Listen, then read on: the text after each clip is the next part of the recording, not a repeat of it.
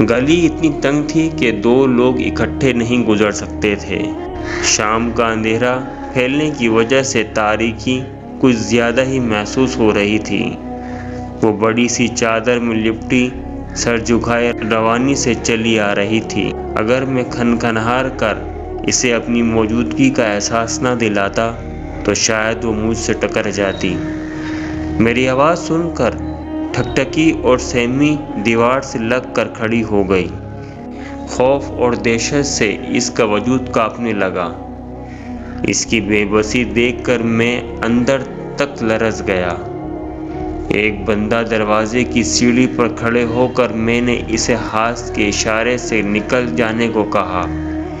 بے یقینی سے اس نے میری طرف دیکھا۔ میں مسکرا کر تھوڑا پیچھے ہٹ گیا۔ سکون اور اطمینان کی لہر اس کے چہرے پر پھیل گئی۔ قریب سے گزرے ہوئے کپکپاتی آواز میں بولی، جزاک اللہ خیر۔ اور میرے لیے اس سے بڑھ کر خیر کیا ہو سکتی تھی کہ کبھی کسی وقت کسی اور جگہ کوئی دوسرا میری بہن یا بیٹی کے ساتھ بھی ایسی ہی چھوٹی سی نیکی کر رہا ہوگا۔